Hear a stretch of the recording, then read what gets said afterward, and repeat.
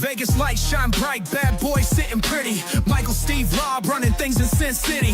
Podcast blazing truth, rhyming hard and witty. Three kings on the mic, Vegas life gets gritty. Matt Michaels dropping bombs, quick wit, no filter. Sin City's own, blending gold with the silver. Steve taking notes, every word's a thriller. Rob's on the tracks, beats cold like a chiller. Bad Boys a podcast, raw truth they broadcast. Speaking facts so fast, haters coming dead last. Las Vegas legends, three amigos top class. Mic in hand, setting fire, never outclassed.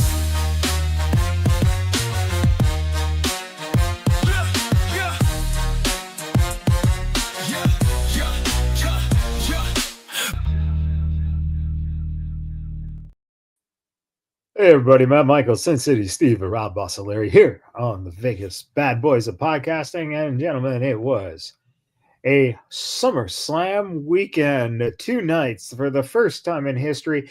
And we're going to go through a couple of the things first that were most notable. Of course, my favorite being the fact that CM Punk won the heavyweight title. Wasn't for me. And, Yeah. Seth Rollins cashed in. And There we go. Here's the interesting thing. They talk about Becky Hogan, but do you all realize that Hulk Hogan is the guy we should be talking about? Because that fucker never is without a world championship now. Never. It's unfucking believable. So a little feedback. One of these great things Rudy Gonzalez had to say. Rudy's down in Texas, been around the business for years. Quote, if you start working the talent, if that is what they did, it can definitely create mistrust from PWI Insider. Rudy replied, nope. What it says is, 1, we have a heavy program here and we don't want anyone to screw it up. We're not letting anyone in on it because we can't trust you guys to keep your mouth shut. And 2, if this is done right, this is how kayfabe works. Absolutely true, right? You can't go wrong with that, and I really don't. Get where all this upsettedness is. We're going to talk a little bit about the Unreal show a little later. But that idea, I think, really is that these marks who call themselves journalists, who make money off of this shit, they didn't get the inside info quick enough. And yet it was still leaked out there by someone because people knew it was going to happen. So, yeah, what's your guys' take on this happening and Seth, basically playing it up and doing, a hell of a job keeping this under wraps. It was awesome. Honestly, so Matt, in your absence, we actually talked about the Seth Rollins injury right after it happened. And admittedly, I got worked. And I think that's where a lot of the ill will is coming from. Is a lot of these people that fancy themselves to be insiders in the business actually got worked for the first time in how long? They actually got worked. And it honestly is a pretty funny thing to see. I do have to say something that was awesome was Seth Rollins went on the Rich Eisen show in the middle of his injury, complete with crutches, knee brace, the whole deal. And he played it up the entire time. So much so that after everything had ended with SummerSlam, Rich had him back on the show to talk about everything. And it was hilarious because Rich got worked. The entire podcast got worked. But you know who didn't get worked? Come to find out, Seth and Becky's daughter's preschool teacher, because they told their daughter, okay, daddy's going to have a pretend boo-boo. And what did their daughter do? Very first thing, the very next day at school, she goes and tells their preschool teacher. So Seth and Becky have to have, no pun intended, damage control and kind of, make sure that this story doesn't get out. But of course, it did to some extent, but it was still a great thing to see. Man, Yeah, that freaking kid, man, she's a mark. Yeah. or she's stupid. Oh, fuck. Or she's like 3. No fucking excuse. She's got to be future generation. So we better Seriously. educate this fucking kid. Preschool God. teacher, plus she can't be 3. She's got to be at least 5 or 6. All right, there's Whatever. no excuse for that. All right. 5 or 6 in preschool. All right. Well, no, Rob, 3. Rob was a special. He went to New York school, so All right. Hold on. I forget. Consider the source. 3, like 3. This kid's still shitting herself, man. I don't know. preschool. Rob, you shit yourself last week. That's because I had too much to drink. Well, okay, so speaking of getting worked, my favorite moment of the night was getting a call from Rob going, "Hey, just oh man, it's great, CM Punk champ, this is awesome." I'm like, yeah. So it's gonna be cool, seeing Punk chase the belt. What do you mean? And I'm like, what the fuck are you talking about? He's holding the belt right now. All of a sudden, as I'm saying here, burn it down. I'm like, what? Because I watched it like 20 minutes late. Am I because I said to him, it's like, yeah, it's there's gonna be 50% that are mad, that Punk doesn't have it, and 50% that Rollins is going and blah blah. It's not registering to him. And as soon as he said, "What do you mean? Punk has the belt right now?" I go, "Oh no, you didn't finish it." And then I hear, burn it down. Did you see Lee Fitting's name on the screen? No, I know. And here's why. Because they punked me, because I'm sitting here, it's like 5 minutes. I'm like, all right, this guy's crying. And it's like, all right, this is a while now. I'm like, all right. Yeah, I know, right? I'm like, okay. We see that he's missing some teeth in the back. They keep zooming in on his mouth. If I can get some implants at this point, Phil, come on, man. So I'm just like, what the hell is going on here? What is going on? Oh no. One of the funnier Facebook. I was just going to say, one of the funnier memes that I saw on social media this week was that Punk was dressed in Fantastic Four colors because he knew that he was going to have a fantastic 4-minute title reign. And it was like 5 minutes and change. So there you go. Well, yeah, and that's a good harken back to what happened with Drew McIntyre. Yeah, and this was a great little quote here from Ray Pickering on the wrestling fans page. He said, "A 40-minute Bret Hart match to main event a pay-per-view in 2025 takes balls, but the crowd are into it, providing you don't need 50 backflips and table spots to invest in modern crowd. You just need 2 good wrestlers and a good story, and the best main event match I've seen in a minute. Also, Punk's Fantastic Four gear is probably the best ring gear he's ever worn," which is all true, right? The match itself was solid. It was great. And we can talk more about CM Punk's World Heavyweight Championship reign.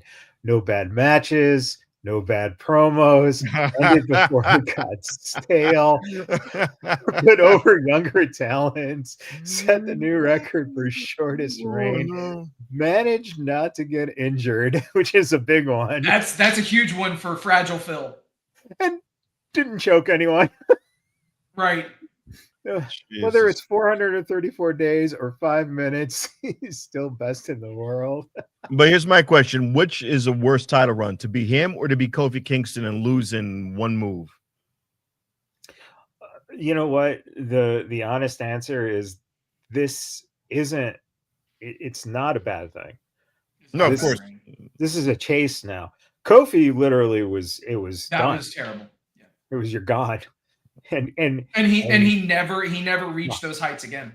No, they went with the wind on that one, and then when they were done with them, they spit them out. Right.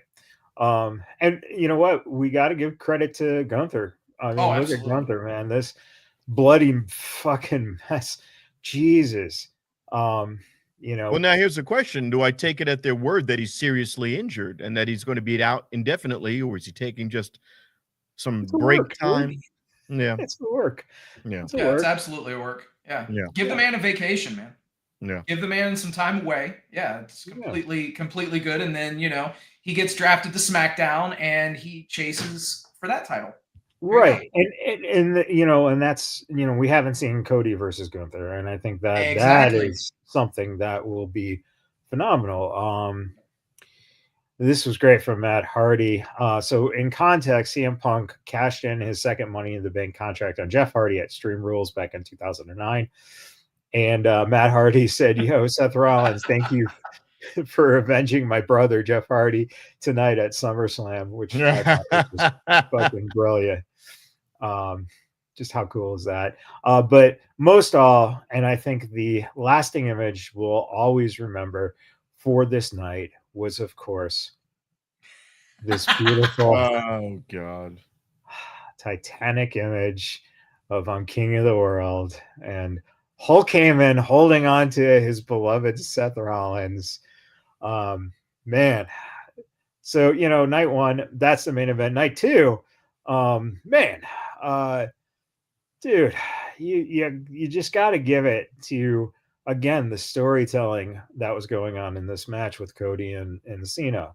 That moment where John's begging off, "Don't hit me with that title," and the good guy, Cody, he had his moments. Could he go heel, right? And the match was just another solid main event match with two guys. Even though this was a street fight, there weren't many street fight elements to it, right? Pretty straight up storytelling. So then, of course, Rob calls me and goes, "I'm done with the pay-per-view."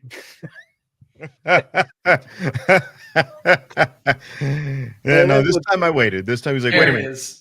The Beast comes out of nowhere, and Lesnar, just the pop in that fucking arena was unreal. That was crazy. So let's just get to it. A couple things. First, per Dave Meltzer on the Wrestling Observer Radio, WWE's legal department cleared Lesnar for a return 4 weeks ago. Meltzer noted, 4 weeks ago, WWE legal cleared him. I do know everyone figured this out, but I can tell you also factually that the reason they didn't do the press conferences was because of this angle. We'll get to the press conferences in a little bit. I think you're full of shit, Dave. And Mike Johnson of PWI reported hours before Brock's appearance that WWE flew him into New Jersey during the night of August 2nd and had him basically hidden away all day on August 3rd. Per this report, there had been talk of a surprise that even company writers were kept in the dark about, and this was obviously it. Regarding the news conference, I thought this was great. So the thing was, WWE announced that it will no longer be doing post-show press conferences with wrestlers or with the members of media that are allowed to ask questions. We'll switch to the version of a post-show, which is what we saw outside after SummerSlam. And then this person said, "Oh no, Kate from Fightful won't be able to ask Rhea Ripley what her strategy was in her matches anymore." That was great. That's awesome. That was great. And by the way, just regarding the outdoor press conferences, great. I think it's the fans are hyped. Most of the places they're doing this in, you can hold a good, 1,000 or so people. It looks deep, it looks nice.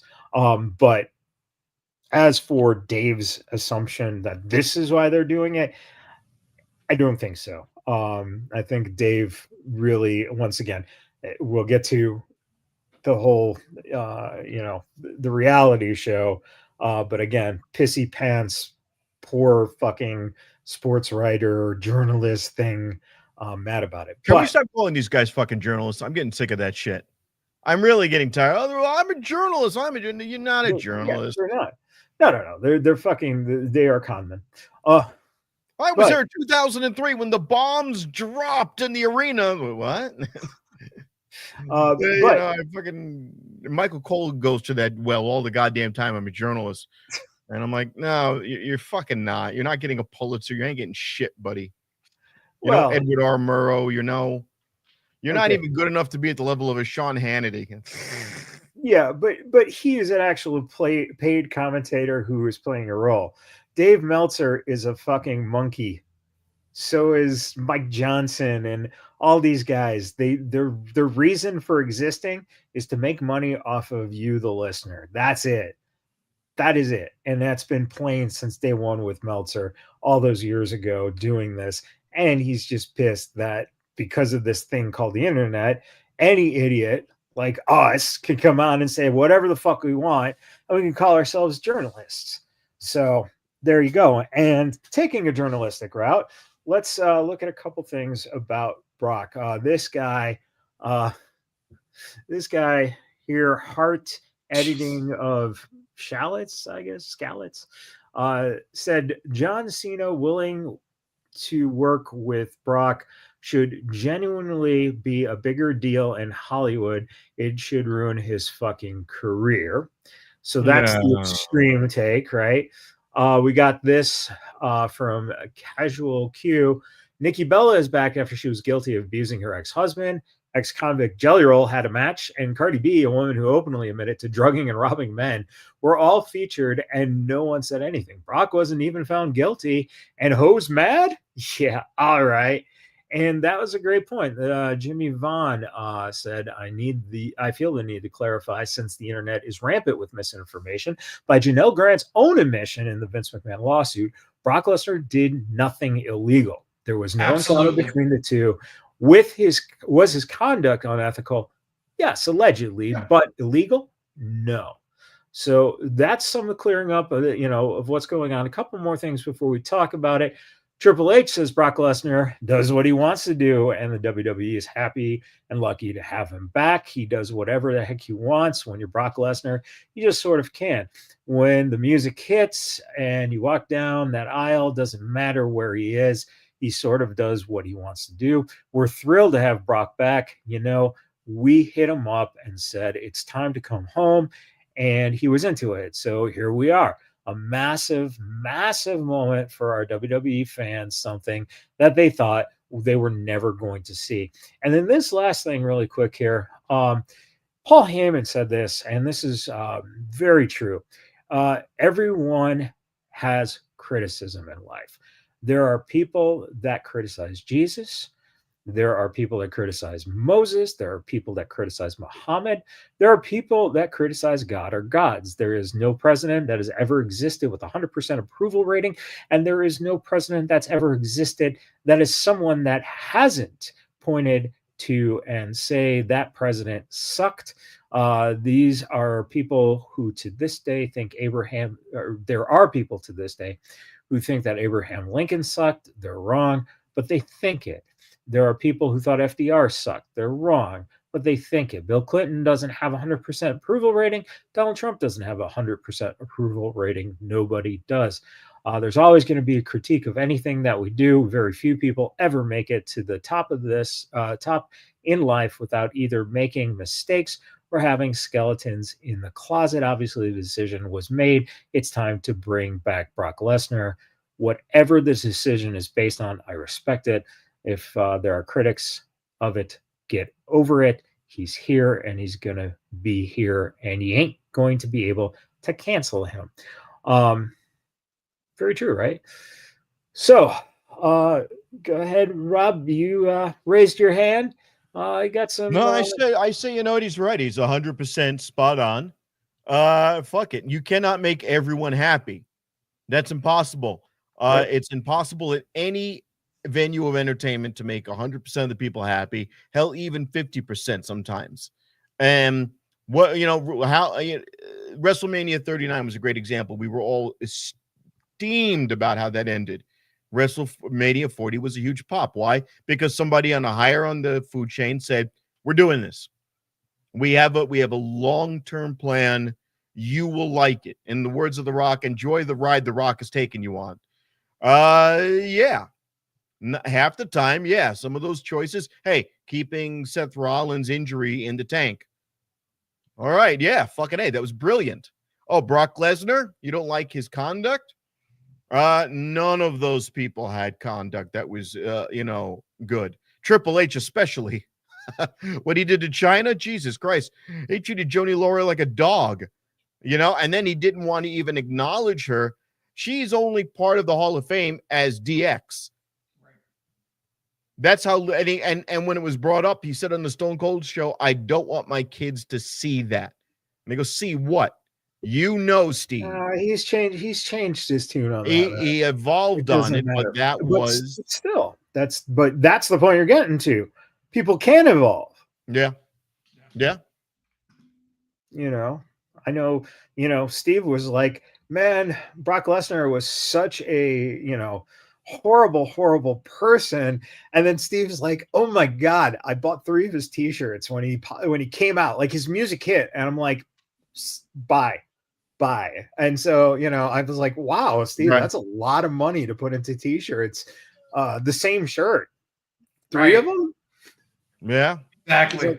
He's like, I got to have a 2X, an XL, and a large because I fluctuate. Well, he needs one to also, clean up any of the protein deposits. He needs a little small one. When that oh God. Oh, forget my tribal chief. I am here on behalf of Brock Lesnar. And then Steve loses it.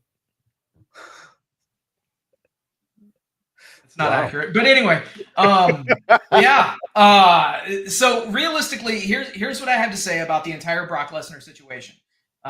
You can say whatever you will about him as an individual, as a person. That's fine. That's your opinion. That is what it is. At the end of the day, he was named in the Janelle Grant suit, but no charges were ever filed against him, and he's not on trial. So at the end of the day, until that situation happens, unless we've changed things in this country that I'm not aware of, it's not guilty until proven innocent. It's innocent until proven guilty, and he's not even having to prove his innocence at this stage of the game. So if you don't like Brock Lesnar, just say that. Just say that you think that he's a piece of shit human being, whatever it is. But at the end of the day, everybody heard and saw the reaction that Brock Lesnar got when that music hit and when he came out onto the stage. Everybody lost their fucking minds. And this is where, quite frankly, you have to separate, and this is something else that we talked about. You have to separate the person from the character, okay? And at the end of the day, the Brock Lesnar character, dude, he's here to wreck shop, tear shit up, and let's be real about this too. If you guys look at the schedule, okay, they're doing their European tour. So essentially, Brock is going to be used as the big bad guy to get them through that European tour and essentially be seen as last match in Europe. What a better way to run it back? Are these Brock Lesnar's final matches? Who knows? Yeah. Who knows? Probably. Brock does what he wants to do, according to Triple H. So yeah, I mean, he can do whatever the fuck he wants. But at the end of the day, like that's something to keep in mind. Is he's realistically only being brought in for Clash in Paris and the shows leading up to that. And then Cena is going to go against him, and then they'll pivot and get Cena with someone else as they, kind of weed him out of the company. That's just how it is. They're going to run him and Lesnar back one more time, and it makes all the sense in the world. I think the biggest news that no one was really talking about is that Mr. McMahon returns to shake things up on Raw tomorrow night. Whoever made this, the funniest part about it is 8/7 Central USA. So exactly. Yeah. They didn't do their homework. Well, here's my question. Did they just reuse an old graphic? Probably. Yeah. So they just probably reposted an older graphic. Yeah. So it's even better. They had virtually no effort in creating this at all. It's great. No, not even virtually. They had no fucking effort in creating that at all. But one of the things that was real was this. Yep. MJF posting 2-time champion standing next to him, and that is Cody Rhodes and MJF. I wonder what that means. He's friends with Cody and vice versa. No, it means that Cody's in The Naked Gun and he's in Happy Gilmore too. Which, by the way, both movies are funny. Exactly. Naked Gun, I saw that shit this weekend. I was fucking losing it. Hilarious. Right. If you haven't seen it yet, go see it. Happy Gilmore 2 was good. Happy Gilmore 2 relied on nostalgia. I get it. But there were a few moments that got me to laugh and pop. Okay, me. so but yes, Naked Gun was fucking hilarious. All right. Yeah. Okay, so speaking of nostalgia, there was no nostalgia needed here. Jelly Roll just bringing it for 20 minutes in a fucking tag match. Logan Paul looking like a fucking beast. I love this guy. And Logan Paul, being that he is a regular, wrestler now, a full-time wrestler, he's not considered a celebrity anymore. And what Jelly Roll said here is just commendable. I told Triple H that I want to lose at SummerSlam just because no celebrity has ever taken an L. They always put them over. And again, last week when Jelly Roll hosted Kimmel's show, they had Logan Paul go through the desk. And what Logan did was he made Jelly Roll look like just an absolute fucking fantastic wrestler, because Logan got so much air on the jump, and this guy knows he's about to go through a freaking almost cardboard desk. That thing just exploded quickly right onto the floor. It's a hardwood floor on that stage. I've been on that stage a few times, and there's no bullshit to it. Logan Paul, and goddamn, man, the air that motherfucker got going from the ring post to the table outside the ring was just mind-boggling. And then the fact that, again, talking about working, Jelly Roll took that, probably hurt like a motherfucker, might have been out of breath, might have been a little wobbly and concussed, but sold it as such to where you didn't know, was it a shooter or was it a work? Right. And man, that pop he got when he got back up there onto the corner, got in the ring and started This is what it's about. This is what pro wrestling is. Listen, there's, AEW is a great example of, there are so many talented wrestlers. We cannot deny that. But when you have entertainment value storytelling and guys who shouldn't be doing it, I mean, if you would have said Jelly Roll 3 years ago was going to be in a fucking SummerSlam match, everyone would have said, yeah, you're wasting your fucking $100 you're putting on that, right? You would have been you would have hit the jackpot. It's unfucking believable. And the thing is, Michaels, I think that of anybody on this panel, I think that you would be the most equipped to be able to speak to just how much effort Jelly Roll put in to getting ready for this match, preparing. And by all accounts, by all of his trainers, I think it was Nathan Frazier actually made a comment. It was him and Brooks Jensen that made some comments specifically around Jelly Roll's work ethic. Being at the PC every single day, working nonstop. He broke his finger, and the next day he was back at it, like throwing punches with that hand. Like it just goes to show, when a celebrity has a dedication level that is unmatched, yes, they're making the right decision, not just for them, not just for, to open themselves up to maybe a new audience, but also they're passionate. They love the business, and this is their one shot. You always talk about people getting one opportunity to be able to do things, and this was Jelly Roll's, and he made the most of it, dude. One of the better celebrity wrestling matches at a Big Four show that I can easily remember. Yeah. And Rob, I mean, thank you, Scoop. Stacks and Jensen, thank you. Rob, you can attest to it. You know, how was it? Was it 15 minutes you were in a ring, or was it 6 minutes? So no, yeah, no. I trained for a paltry month and a half. But it's I was not at even a level of what Jelly Roll was performing at because I was still running the ropes. I was taking rolls forward, reverse, watching my buddy. They teach you just to watch somebody jump over the turnbuckle and jump into the ring is something they teach you. It's not like, oh, it just looks cool. No, everything is functional. Everything has to be done. You're taught how to take a roll from the second rope. So jump off the second roll into a second rope on the turnbuckle into a forward roll. Everything. There is a poetry, yes, but that comes from hours and hours and hours, not only to look good, but to make sure that you don't injure yourself or your partner in the ring.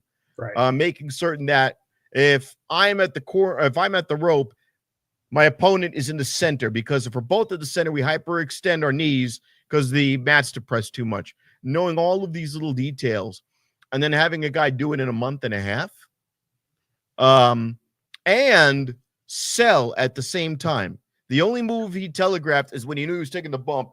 He braced up a little too early for my liking, but that's really that's like me nitpicking. And camera angle too. That's the other thing. It was just it was a bad catch. But you're right.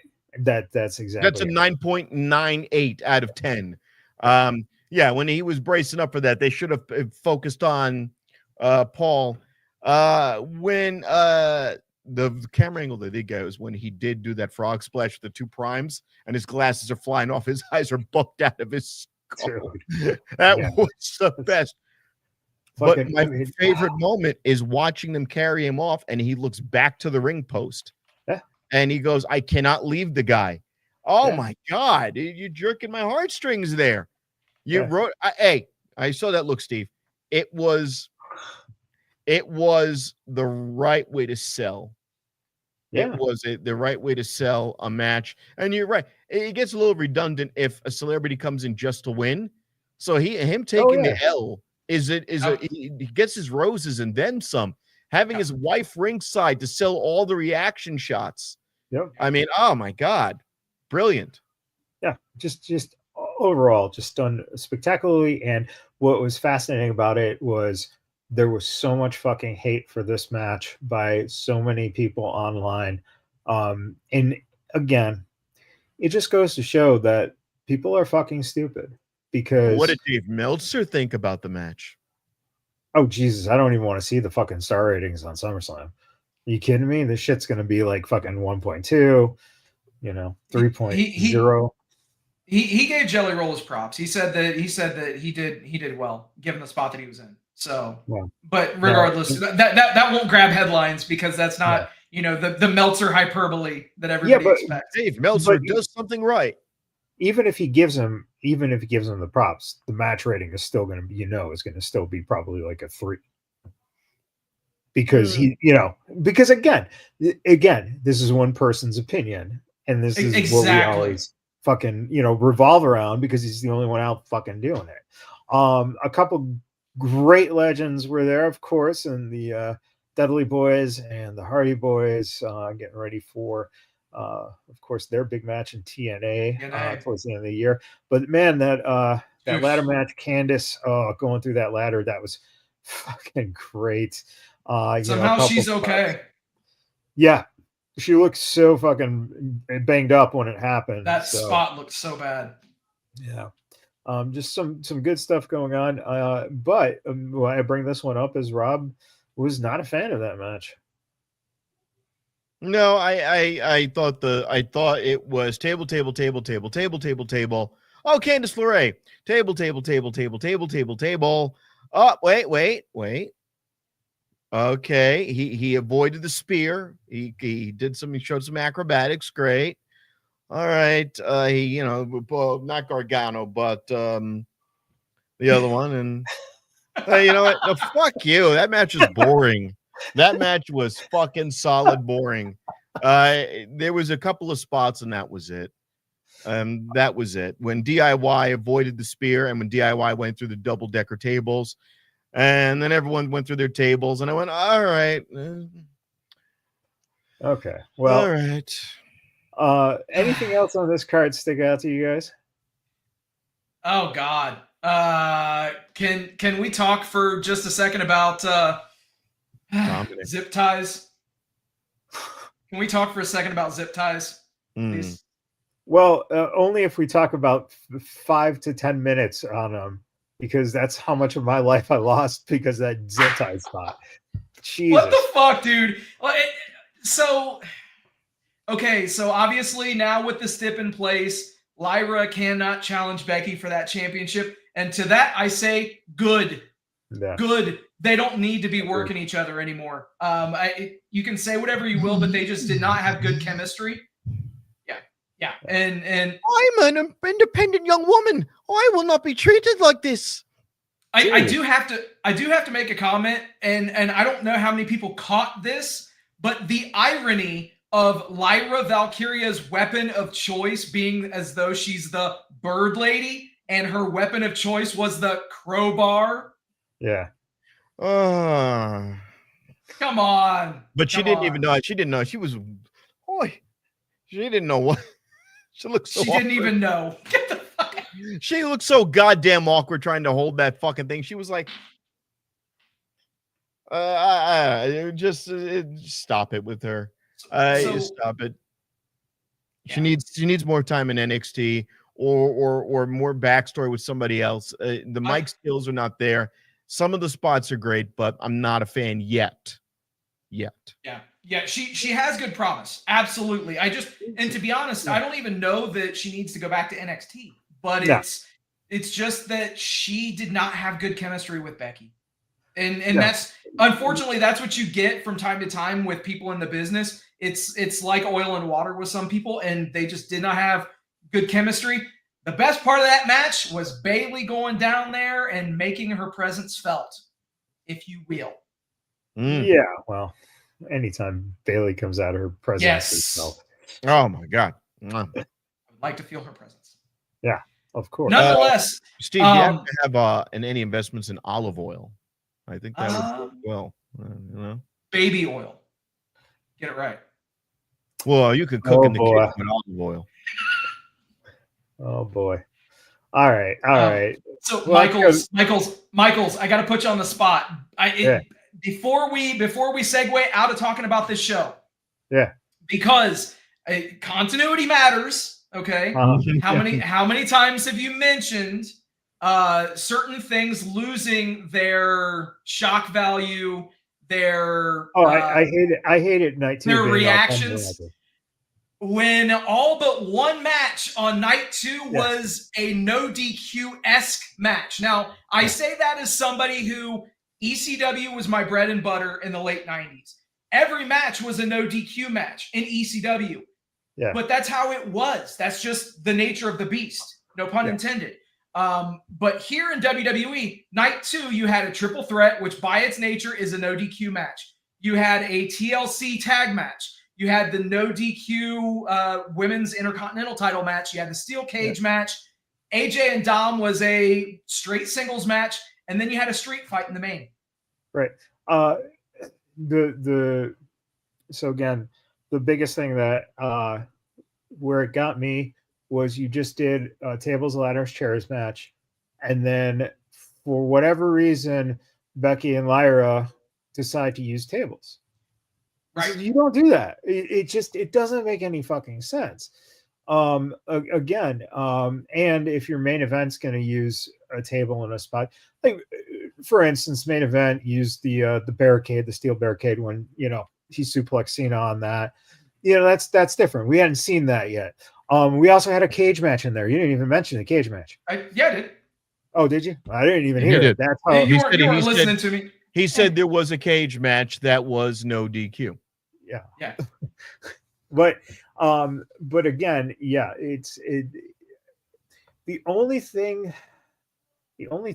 that I could kind of look at and go, it wasn't me, or was night 1 Raw and night 2 SmackDown. I didn't even. That's the closest that because they're Becky pretty much.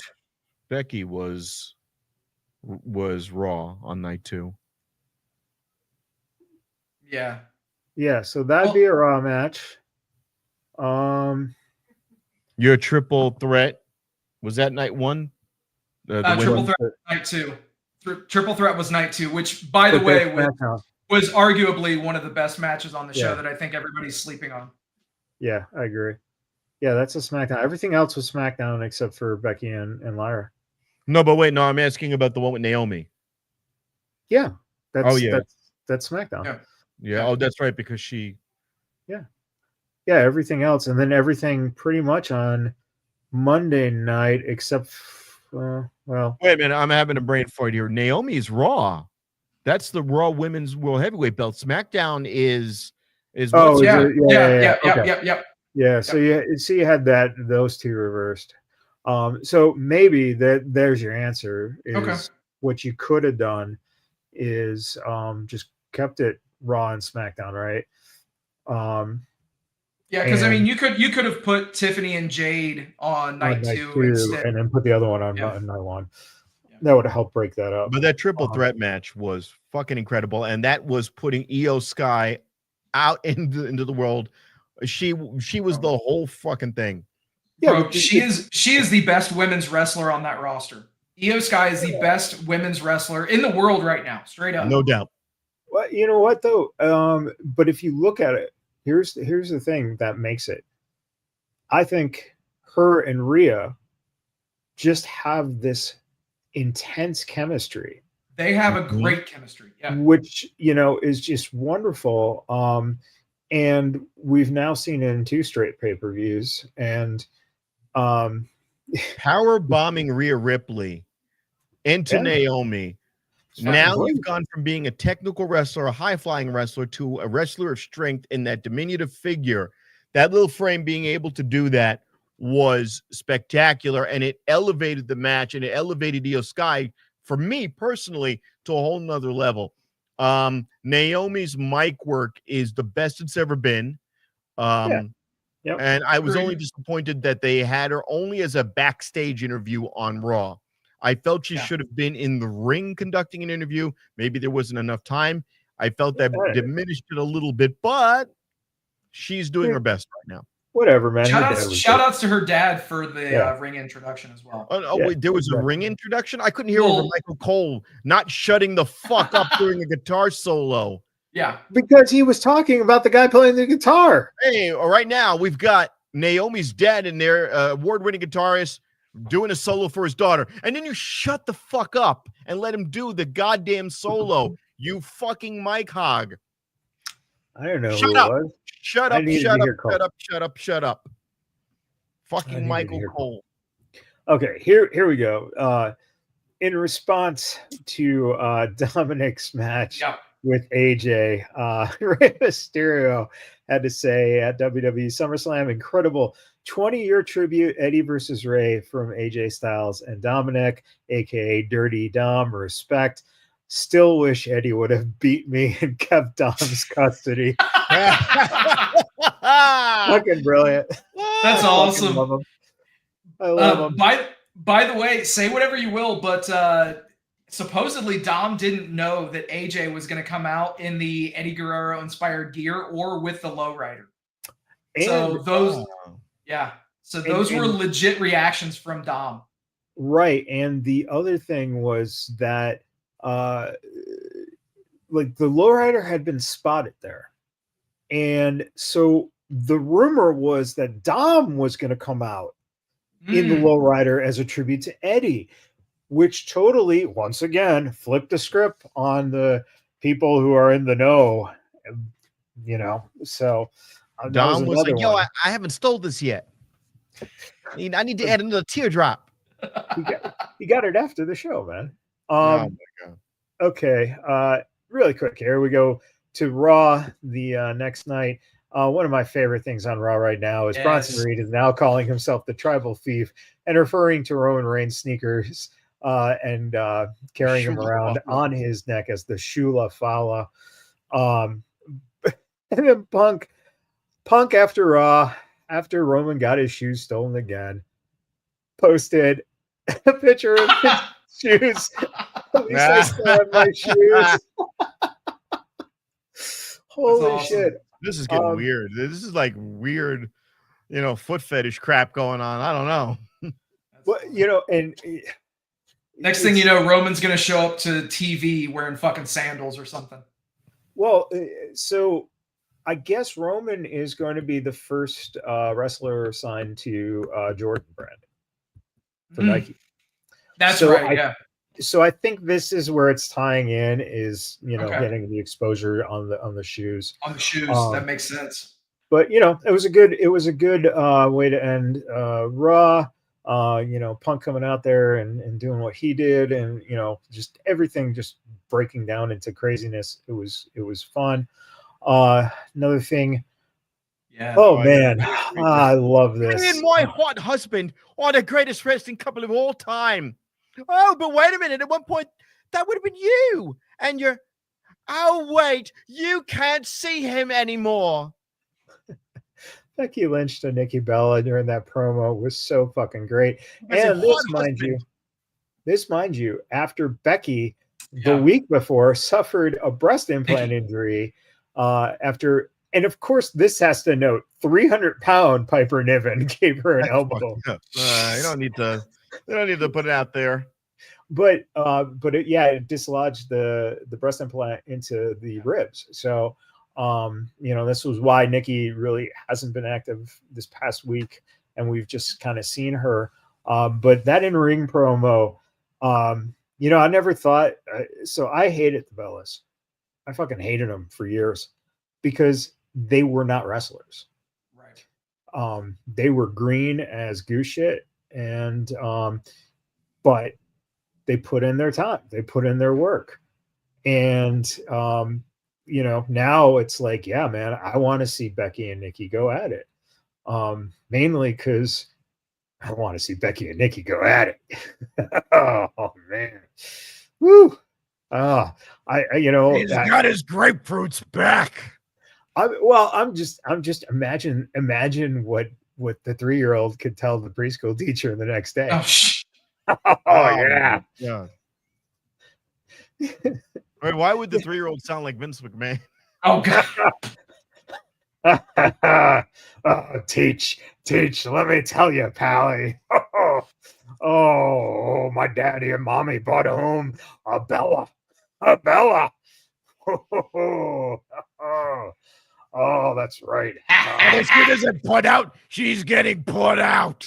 You're fired. Oh, my God. Oh, that was good for me, too.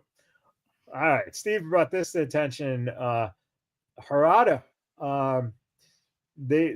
So Steve, give some context. Yeah. On this, so obviously. So basically, the amazing hat that Xavier Woods came to the ring wearing was very reminiscent of the Tekken character Yoshimitsu. And so WWE tweeted out the picture of Penta with Xavier's hat on, with tagging it as Yoshimitsu. And the producer of the Tekken franchise saw it, made note of it, and actually commented on it. And realistically, it would not surprise me if there's more of a crossover because, and I know that this show's largely WWE centric, but the latest Tekken game, Will Ospreay's Stormbreaker, is actually in the game as a move that you can do. So it really wouldn't surprise me if they have some sort of like a DLC or something of that nature, because WWE, they are the kings of crossover promotion, as we clearly saw this weekend. So it wouldn't surprise me if they had, certain people, maybe like a Penta, or if you wanted to go this far, put Roman Reigns as a DLC character for Tekken, something of that nature. But realistically, we saw, and a large part of this really played in because AEW was so open to discussing video games and video game culture, whereas WWE kind of shied away from it. We're seeing this shift where things that were not previously done in WWE are now starting to to penetrate the culture. Do you remember when And they did Star Wars? They did Walking Dead. That Negan was incredible, dude. I mean, they had that's some the thing. wonderful ones.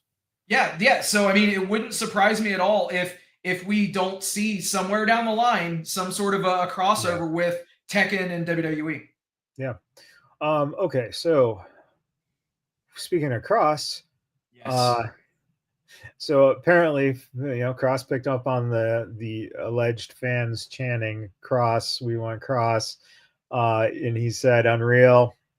They write the scripts, but the fans write the truth. Thank you, TikTok." In response to Triple H saying that it was, "Oh, you got him. We want Brock."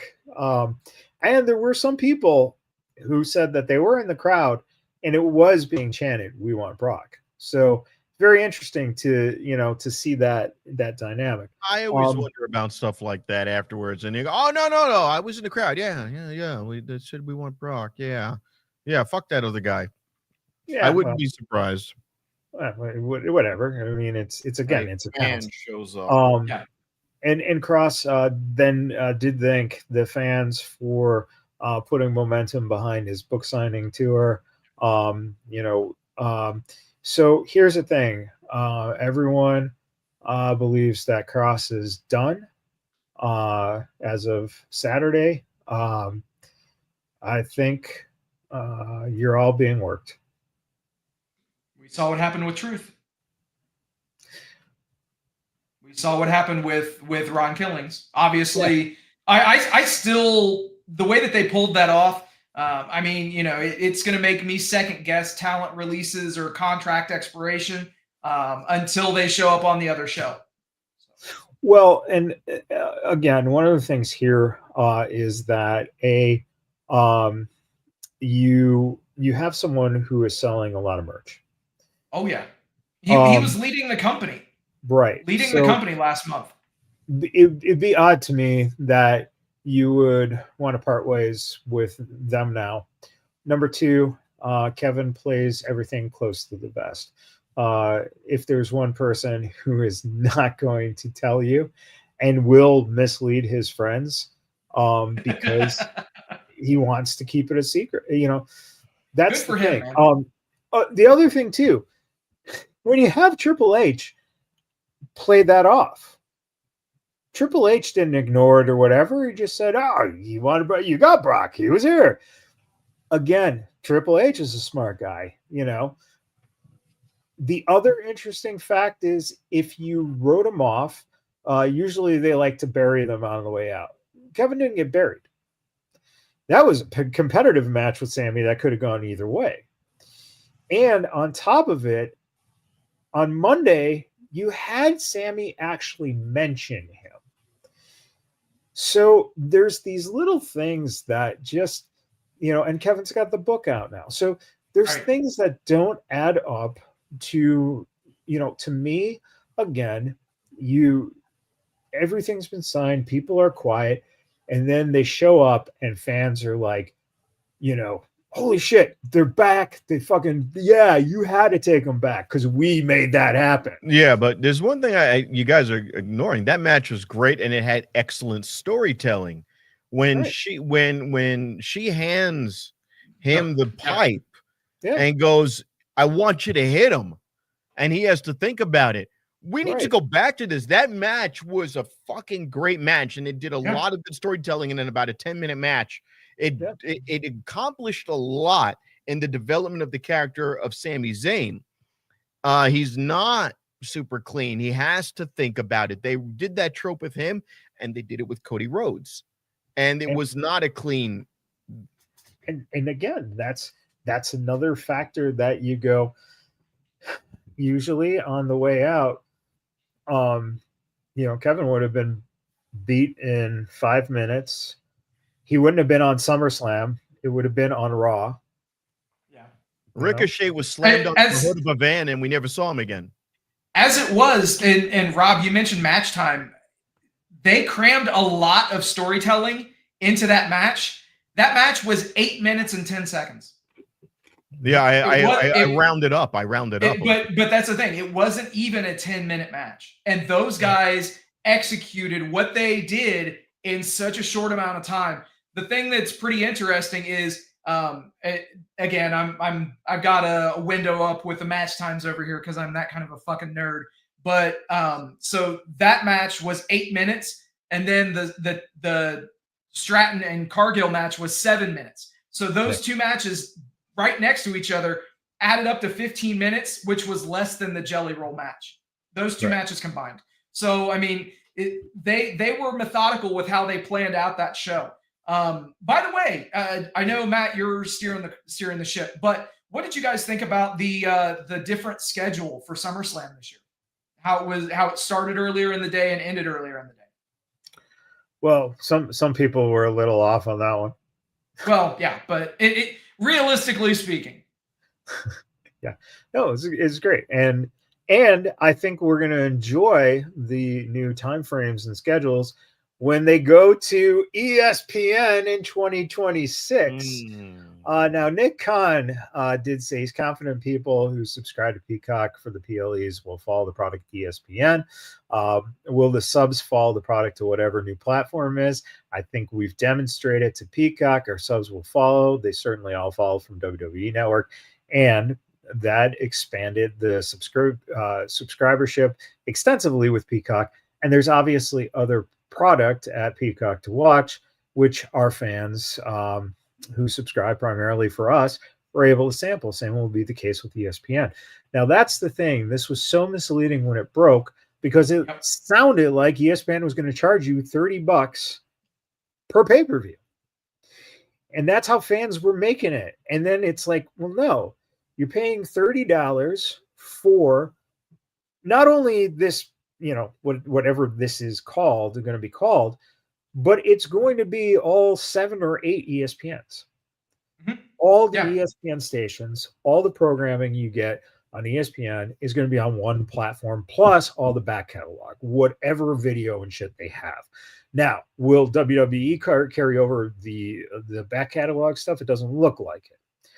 But, in this day and age, and the question still is, will this new ESPN platform, if you subscribe to cable, will it be available? Yes. Yes. Now, ESPN said yes, but it wasn't clear, though. The way it read was, the question was, will I still get ESPN on my cable if I don't subscribe to this? Essentially is the way they had the question formatted. So it was a little tricky. Kind of sketch. Yeah, but honestly, I've seen so many people who are just like, oh, I'm not going to pay for it, blah, blah, blah. And it's like, the thing is, the one thing that surprised me was how many people said, well, I don't like sports. And it's like, so you're not going to watch fucking the football games and the football content and stuff. Come on. Some people won't, bro. Some people won't. Whatever. I mean, the only thing for me is the price. We'll see when that comes. When that first, Royal Rumble comes and it's like minutes 2, you're gonna go, fuck, just here, get my card. Here's my number. They'll do it. You'll do it because what were pay-per-views back in the day? Back 50, 60 bucks. Yeah. Things are cheaper now than they were back then. Well, okay, so everyone's complaining about the fact that they have to pay for Netflix. They have to pay for Peacock cable if you want SmackDown. You have to, I couldn't figure out. I got to pay for CW, and it's like, wait a minute, costs you like $100 a month to be a WWE fan. Yeah, and it's like, all right, whatever. But it's funny that this bitching about this shit happens. And yeah, the network was great, but at the same time, the thing is that the network was not cost efficient for them. Was not. My only concern, dude, is now you're taking something where you were charging $6, $8, $10 for Peacock. That's fine. You're going to $30 now. WWE cannot put out a subpar product on pay-per-view and expect people to spend $30 a month. So that's one thing that I think that Everybody has to I think understand. they're banking on what you said. It's ESPN. I think they're banking on the fact that they're trying to roll this in as a mainstay sport, and that you will automatically be watching ESPN for everything else: the football, the baseball, the basketball, whatever. So it's neither here nor there. Right, and remember, ESPN actually was in financial trouble. Yeah. So doing this and making this, and they're basically taking their last gasp at trying to turn a profit. It will be fine. People are gonna fucking bitch for weeks and weeks and months until it comes around, like Rob said. Then they're gonna grab it. Okay, Netflix, WWE, Unreal, Bully Ray. Eventually, a bikini bar becomes dull. You want more, you go to the topless bar. Eventually, topless bar becomes dull. You want more, you go to the nude bar. Eventually, a nude bar becomes dull. You go to the whorehouse. You go to the green door. Whoa, whoa, whoa, whoa, whoa, whoa, whoa, whoa, whoa, whoa, whoa, whoa, whoa, whoa, whoa. So the answer to the question, where do you go once it's all exposed, is the green door. Steve, yeah. There's better options than the green door. Whispers. So a couple things on Unreal. So that was Bubba Ray's complaint. The idea mentioned in WWE Unreal for Kevin Owens to beat Cody Rhodes at Elimination Chamber was reportedly complete bullshit. Quote, there was some stuff in there that was just complete bullshit. I've asked some people about it, and it was kind of like some stuff was complete bullshit. Some stuff was kind of real.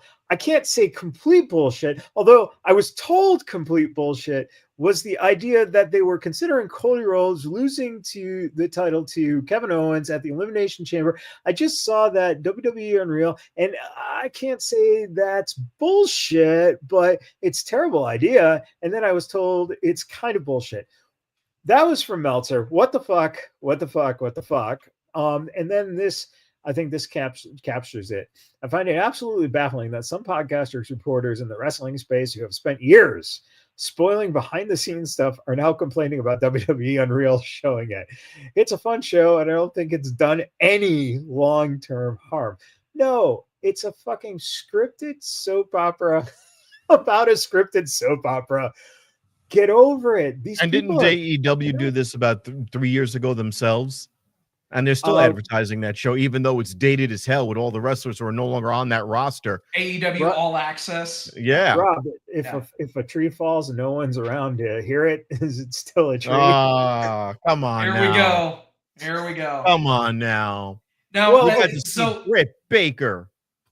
The thing that I do want to mention with Unreal is, have people never actually watched reality TV? Okay. Do people know that reality TV isn't 100% real? Like, that's part of the fucking gimmick.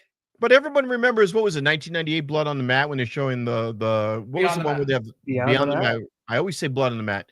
When they show you The Rock and Mick Foley preparing for their I Quit match, and they show you him getting his scalp sliced open.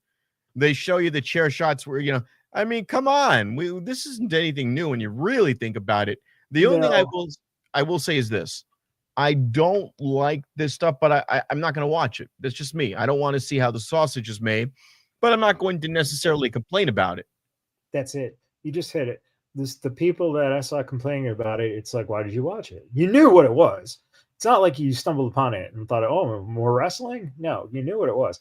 And the biggest factor here is that the people complaining most about this show are the people who are dirt sheet people, because they think the WWE is trying to control the narrative. And it's like, no, the WWE has always controlled the narrative. Going all the way back, the people who fucking let shit slip are the ones who are, putting that shit out there. And as we've seen over the years, some of that is being put out there, so these idiots report it and you go, oh, you're a fucking moron. Excuse me. ECW got the mixture right all those years ago, and they knew what the people wanted. What does everybody want? Head. What does everybody need? Head. That was the answer. And then WWE made it head cheese. Well, I wanted some head cheese, but that's a whole nother thing. So that's something to do if you're not circumcised. You get that. All right. So this person posted something I will say for AEW is that they know their core fan base well and keep them satisfied. You almost never hear AEW fans complaining about AEW show. They cater to their own crowd very well. I'm glad those 500,000 people they cater to really love the show. Now, with that being said, no, it's the thing is WWE fans complaining about this, that, or the other. Because there's more of them. People are going to find a reason to bitch, whine, gripe, and complain. That's just right. How if you have millions and millions of fans versus 1 million fans, you're going to get more people complaining because there's more of them. And you don't even have a million fans there. That's the problem. I was being nice, but because they decided to do their post all in at a dinner theater.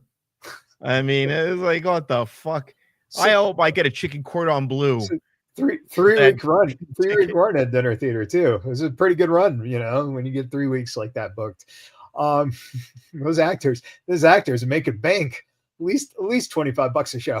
Oh, Jesus Christ! And then this week was at least decent room. Well, here we go. MVP on frustration with AEW. Quote, let's just say this Bobby Lashley is a former world champion. And after we come here, Bobby was reduced to a tag team guy. Bobby is literally only bankable guy in AEW. I have my opinions. At some point on my podcast, I'll talk about it. There's other things about, guys are mad at them and blah, blah, blah. Here's the thing. You can keep your fan base happy. Fine. But what happens when your locker room starts doing shit like this? You don't see this in the other company because they squash this shit. All right, Steve. You actually do. Can you put that quote up on the screen? Because I was so hoping you were going to put this out here. So the quote on the screen says, let's just say this. Bobby Lashley is a former world champion. And after we came here, Bobby was reduced to a tag team guy. Bobby is literally only bankable guy in AEW. I have my opinions, and at some point on my podcast, I'll talk about it. Now, that's all well and good. I'm going to read you something that was said much earlier. Let's just say this. Bobby Lashley was a 2-time WWE champion, and after he took over, Lashley was reduced to the mid-card. Bobby Lashley is a bankable, marketable guy, and he just got reduced to mid-card. Whatever. What I said specifically in response to the person on my Instagram page was that you see it. It's my opinion of how he chooses to book certain talents. Some people say all the time that, oh, MVP's just griping, MVP's just crying. Okay, we'll just watch the program. This was actually a bastardized quote that was reinterpreted as though it came from the current situation in AEW. When in all actuality, this is why people on the internet and people in the IWC can go fuck themselves straight up. Because right. In other words, Michael got worked. No. Wait. The quote was used, but just because it was a quote. But you said it, Steve. About the situation in AEW. There is a situation going on right now. And yes, if you read the one chat room that we have with a certain someone, right? I think, well, maybe it wasn't in that one.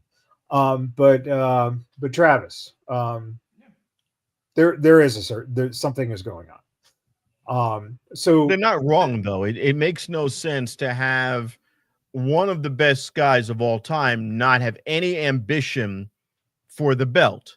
And tonight, and see, there's a problem that plays into what happened tonight on tonight's AEW big time. Don't. I'm not, but it's going to come up because of cool. That doesn't surprise me, to be honest, especially because all of this stuff hit the internet. And that's the thing. You did mention that the AEW fans don't talk shit about the product. But the thing is, a large chunk of the AEW audience is very in tune with the internet.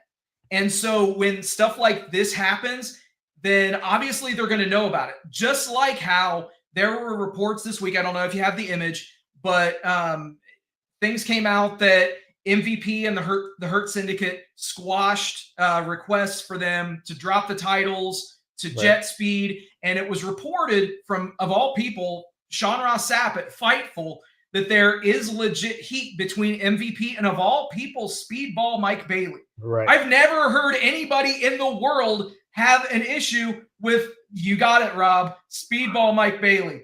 Actually, Rob, can you just, maybe shed some light on that? What does Speedball have to say there? He is a very disagreeable man, and we will bring honor back to the dojo. Go Power Rangers. Hey, wait. I don't want to get a fucking roundhouse kick to the grill one day. Got you ISO'd, man. Got you isolated on that shit.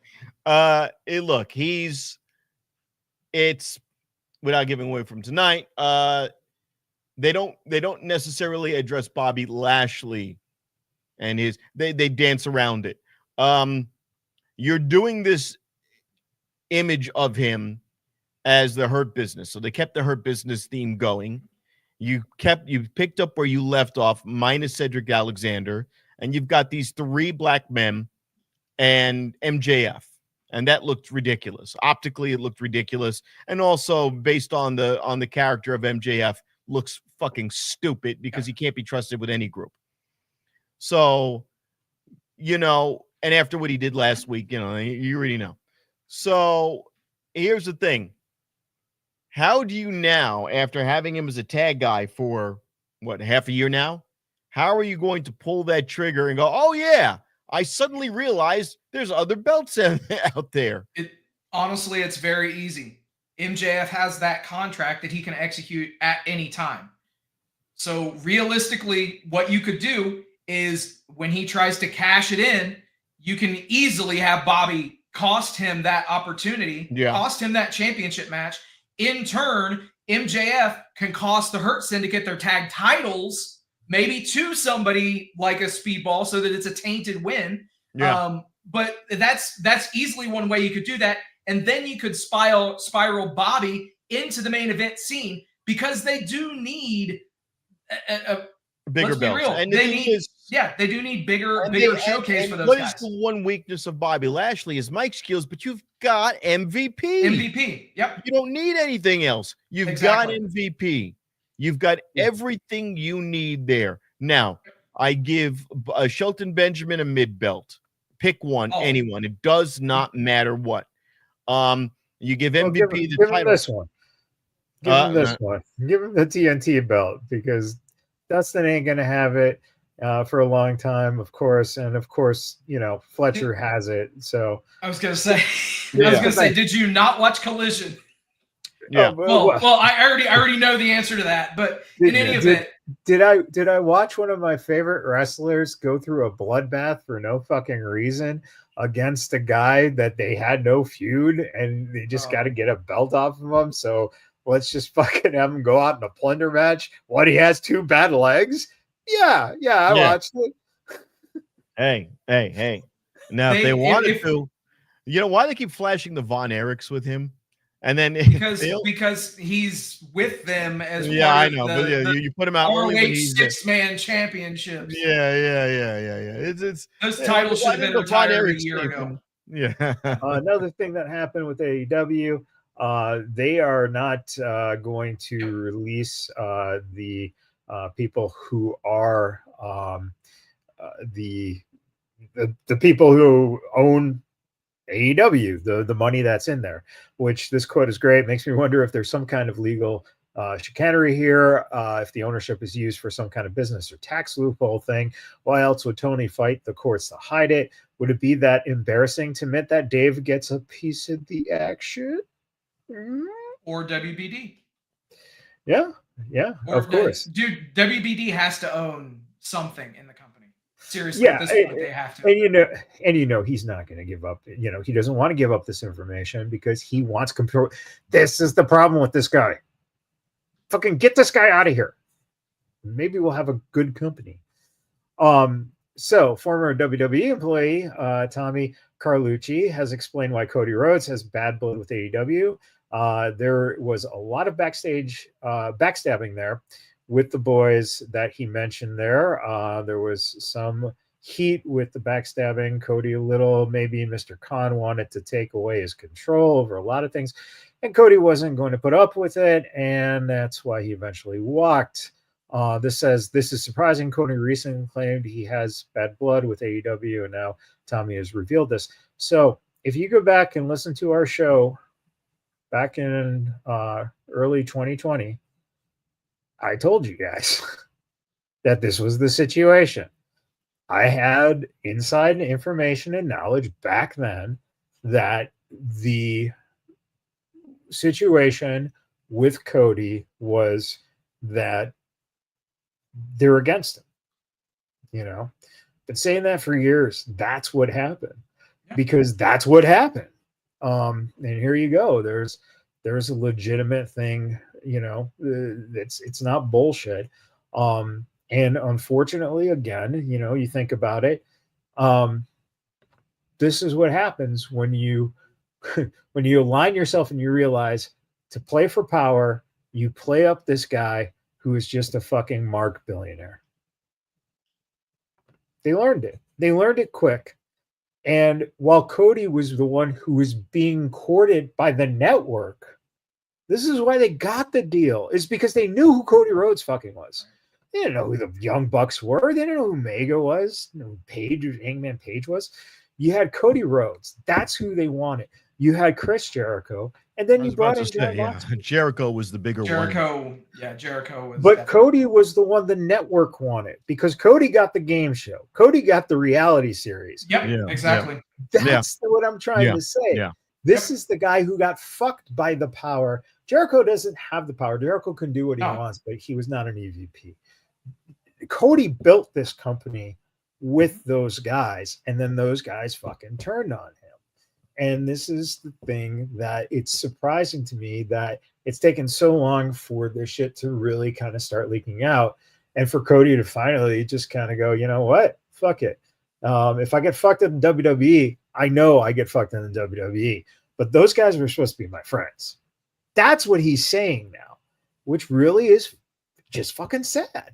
It seems like the reality of having to share leadership decisions with somebody, and for kayfabe purposes, having somebody else be the face of your company, it was too much for Tony's ego, because Cody was the company.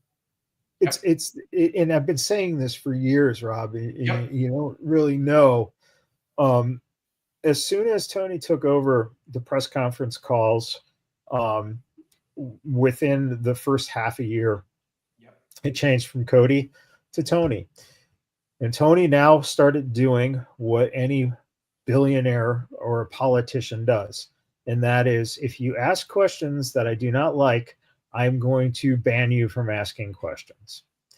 And well, that's why they would not put Bully Ray on with him when they had Urban Meyer take the picture of Jericho sitting there with all of the staff and sitting there with MJF in the middle of the match. Urban Meyer should not have been allowed to do that. Bully Ray goes, you do not pull the curtains back on what we do. You don't break kayfabe. Somebody has to straighten Tony Khan out. And they would not ask the question until the last 30 seconds of Busted Open. Dave said, hey, so about the, oh, man, hey, so what was that Urban Meyer stuff there? And Tony Khan's like, what? All right, we'll be back next week. I'm Busted Open. And I went, oh, my God, you spineless little. And now he's not back on the show anyway. You should have ballsed up and asked the fucking question, because the guy's not on Busted Open anymore. At that, you should have said, hey, by the way, while you're at your dad's playground, granted, but this is your production and you have to maintain a certain decorum for the type of product that you're producing. We don't want to see the two guys fighting each other on opposite sides of the battlefield, breaking bread in the middle of the production. Yes, it's a work, but again, not everybody needs to see that, and especially not while the match is live.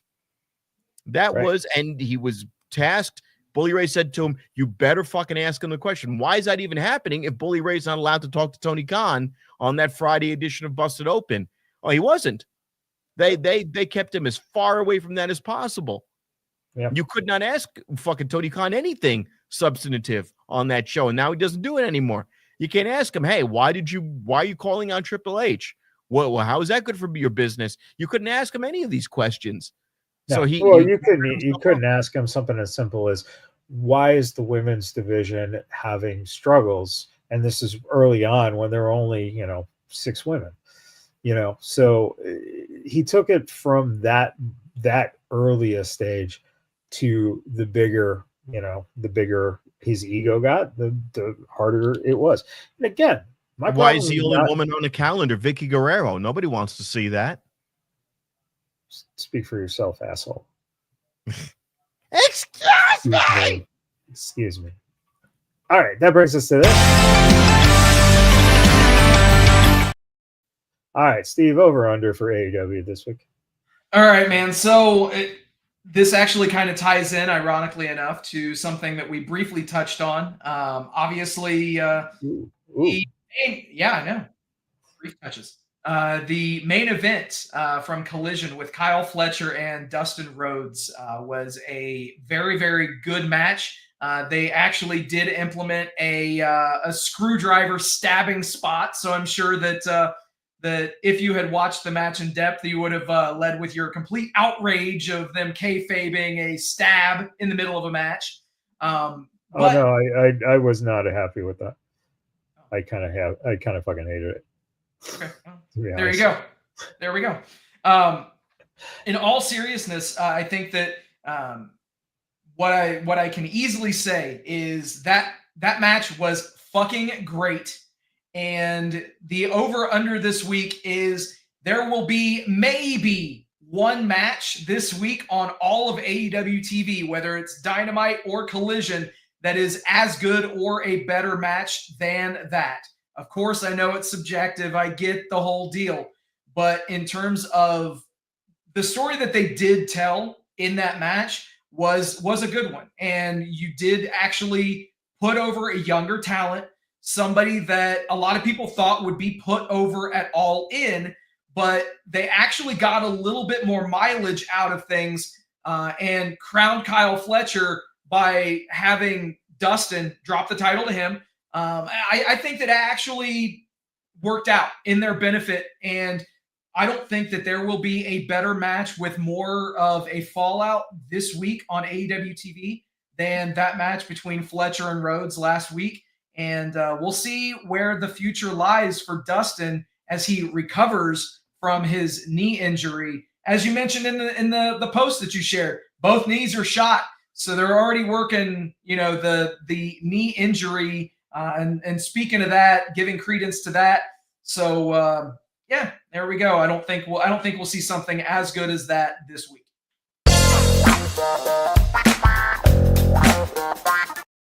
All right, Mr. President. It's so sad that we have this Tony Khan. He doesn't want to release the files on Cody Rhodes. He does not want to release the information about what really took place behind the scenes with Jungle Boy Jack Perry and that horrible CM Punk. They call him a chick magnet. Quite honestly, I'm the greatest chick magnet, and I'm not a punk. I'm the president of the United States. Believe it. I could get a lot hotter woman than what is it, AJ Lee? Come on. He cares more about his dog than he cares about AJ Lee. So sad. So very sad. And, speaking of planes, I'm sure this guy, Mr. Khan, is it? I like Nick Khan. I don't know about Tony Khan or Shad Khan. We've got to get these people out of here. These are very sick people. These are very bad people. They've probably been to many little tropical islands with lots and lots of little people. And I'm very sure when it comes to the 12-year-olds, the Khan family, we're all in. Believe me. Back to you. Mr. President, really quick, I don't know if you're aware or not, but the Khan family actually made a rather large donation to your campaign in November. we're looking into that. We like the Khan family. They've done some wonderful things. They're some tremendous people, spectacular people. They have some of the best production values, some of the best wrestlers. You know what? AEW is where the best come to wrestle, and where I go to wrestle is an island. Back to you. You know, Mr. President, I heard that the Khan family actually came out and donated 3 times as much to Obama's run back in the mid-2000s. Well, you know, his real name is Tony Al-Shabazz Al-Khaled Khan Hussein, and he is part of a Qatari terrorist cell. We're looking into this. I said, you know what? I need $1 billion more and season tickets to the Jaguars. And they were very mean to me. They were very rude. They were very nasty people. And they said, we'll give you $100,000 and we'll give you the 50-yard line. And they said, excuse me. I get box seats and I get tickets to go to that orchid place that Robert Kraft guy got to go to. All right. And I want season passes on your planes back and forth throughout Caribbean islands. Don't ask why I need tickets to that. In fact, do they even give tickets? I don't need tickets for that. I could just tell them I want a golden jet. Okay. I want their cousins in Al Qatar, the Al Shabazz Kebab hummus people, to give me tickets to go wherever I want to the Middle East and in the Caribbean. And if they can get rid of some data, just like they did with Cody Rhodes, how they scrubbed all of the data. You know, he was supposed to be the world champion, and they said, no. Can't be the world champion. We don't like you. We like our champions to have brown hair and dark skin. And I said, you know, that's really messed up. That's really rude. Okay. If the champion wants to have blonde hair and blue eyes, I think that's the right champion. He's the people's champion. He's God's chosen champion. He's a pure-blooded champion. And that's what America really needs. We need to make the blood pure again for the AEW champion. Believe me.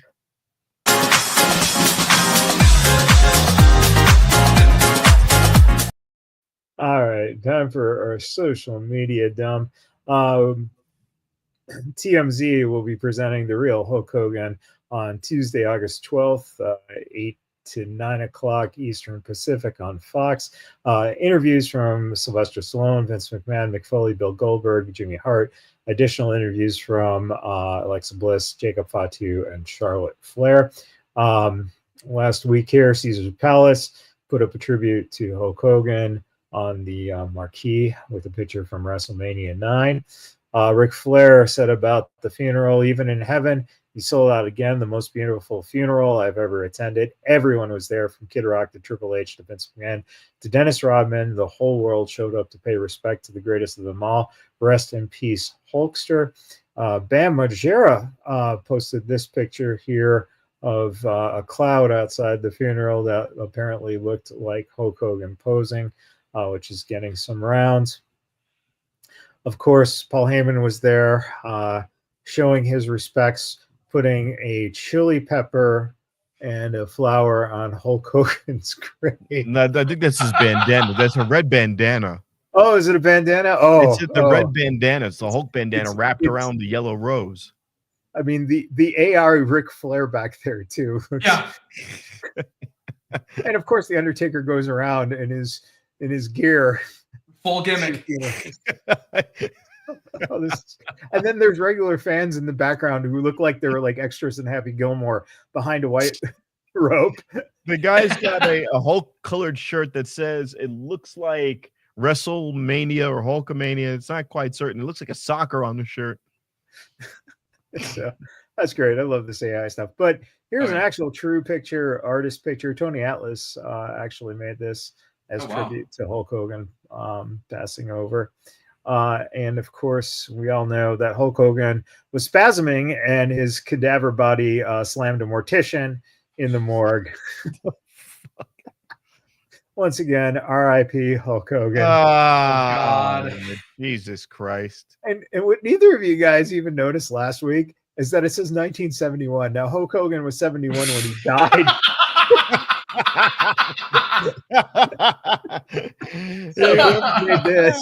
Well fucking played. Brilliant. Oh, my God. Okay, so this was going to happen here Joey Ryan is born again, August 23rd for Portland Wrestling. That was grand advertised. opening, grand closing. Yeah, well, it came out the other day, and then just today, I've canceled Joey Ryan's flight. He will not be appearing at the August 23rd show. So did they not know who he was? Like, well, so this came out almost right after Lesnar was announced. You know, no, hold on. If you're going to give a pass to Lesnar, I guess let this guy wrestle a house show. Yeah, and if you're going to start giving passes, give a pass to this guy. Oh Jesus! God damn it! Fast and Furious, God damn it, pal. Starring Vince McMahon. That's good. Vince this week decided to have a little car accident, and that's your repercussions is getting made of fun of on the internet. Hey, yes, they predicted it back in 1997. Yeah, my brother called me up. Excuse me, Robert. Why is Triple H in the White House? Because his mom works there. And he goes, "Oh, really?" I said, "Yes." His mom? Yes. Linda McMahon works there. Linda McMahon's not his mom? Yes, she is. Oh, yeah, with Stephanie. Okay. What does she do? She's trying to take away education, and that's her job. Speaking of the Secretary of Uneducation. Yeah, speaking of the uneducated, the best part of AEW is the fact that these assholes don't have names anymore. I love it. Yeah. Oh, today was good too. I did see the image from today as well. Nice. Yeah, it was good. Premiere of Naked Gun, yes. Orange Cassidy and the boys out there with Weird Al Yankovic, which was pretty cool to see. And speaking of, again, Cody Rhodes in the Naked Gun, very great cameo to see. Of course, Jesse Ventura has Mean Jeans, American Eagle, can't go wrong. And if I could get a pair of those Mean Jeans, I would. That would be amazing. Jeans. And finally, back in the day, of course, XPW was owned by one Rob Black. We here at our show have our own Black Rob. Oh, man. Shit. Oh, man. Yeah. Where'd you unearth that one? What the hell happened, brother? I mean, I can't call you brother anymore. You lost the hair and you lost the coolness. I mean, look at that. See, Rob Black, Black Rob, Rob Black, Black Rob. Mm-hmm. My hair was there in spirit, and the glasses, man. You even had black glasses back then. You were so cool. That's funny. The people back then didn't think I was. Wow. Fucking revisionist history, I tell you what. But yeah. I just remembered I got another show to do. So well, on that note, tell us before you go what you got going on. I will be performing tonight at 10 o'clock Pacific time at the Arts District at Ola Abibi. On August 30th, you should be able to catch me at the West Side Grill. It's Vince Neil's Tatuado in Pahrump on the Stoner Rob show. I'll be making an appearance there. Of course, you can catch me at Vegas Trump Guy. Hold on, let me see. Yeah, there we go. Vegas Trump Guy, and that'll also have my cameo. Last I checked, my cameo was BOCE Comedy, and that costs you $25. And you can see me. I'm also going to be working on a few projects with the Four Horsemen of Comedy, also with a Tabloid Tonight, which is a budding sketch comedy show that we're starting to slowly roll out information for, and that is with Bill Strange, Brian Shenanigans, and Gabe Choir. The four of us are doing the beginnings of a sketch comedy, so that's looking really good. Oh, too bad you guys don't have Bobby Haha and Sean Jokenman and I just love some of these names that guys come up with, like, Tommy Shenanigans. I mean, Brian Shenanigans. Brian Shenanigans is actually a really big guy in the wrestling community. Spends a good amount of time in Japan, and is actually invited to take me, go with him to Japan to go to see New Japan Pro Wrestling matches. Nice. Well, I would jump on that plane with him. And he's a big fan of Ron Funches when Ron Funches was actually doing some matches at GCW. I thought you were going to say when Ron Funches was actually funny. I get fun of making fun of your fucking Michael Jackson dancer who can moonwalk in a goddamn ring. And meanwhile, all right, get on to PP. Oh, come on. Right. I'm not worried about Ron Funches kicking me in the head, man. Ron Funches will put you in a Canadian destroyer. Okay, you better. Well, that's it. I'm gonna get Willie Mack. You get Ron Funches. Oh shit! There we go. One-on-one. Oh yeah. I can get in my car right now and go find Willie Mack. All right, I know exactly where to find him. I'll have a good talk with him. Said you were talking shit about Michael Jackson. No. I'm getting Willie Mack. We can put Willie Mack in the ring to take on Ron Oh no, Funches. I'm getting him too, man. I'm starting a stable. Wait, Funches and Willie Mack. You can only start a stable if you go back to looking like this guy, dude.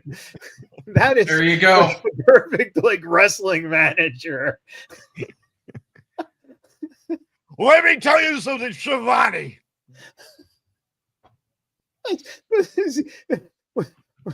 Were you Harry Carey back then? Oh God. Jesus. Let me tell you something, Giovanni. Oh shit! That was my piss poor dunk. Great. All right, man. Hey, thank you guys for hanging out with us tonight. Thank you for liking, sharing, subscribing, doing all the stuff that you guys do. We appreciate each and every one of you. Also, very special thank you to all the brave men and women serving this country, whether you're doing it on lands foreign or domestic. Thank you for doing what you do so that we can do what we love to do, brother. And last but not least, repsports.com, reppsports.com. Go there for all your pre-workout, weight loss, and general energy needs. Again, repsports.com. Use promo code Vegas at checkout and save yourself 10%. Did any of you have a great time tonight? Yeah! With that, everybody, thank you for hanging out. We'll do it all again next week. Till then, happy wrestling. Rolling up the strip under neon lights. Podcast mic is glowing in the desert nights. Matt Michaels leading with the swagger tights. Sin City Steve right by your side. Alright, Rob Butcher Larry dropping truths, no fear. Broadcasting stories, make it loud and clear. From the Fremont edges to the Bellagio sphere. These bad boys rule, let me make that clear. Vegas bad boys, tearing up the scene. To Matt Michaels and the Vegas Boys of Podcasting, this is John Cena saying thank you so much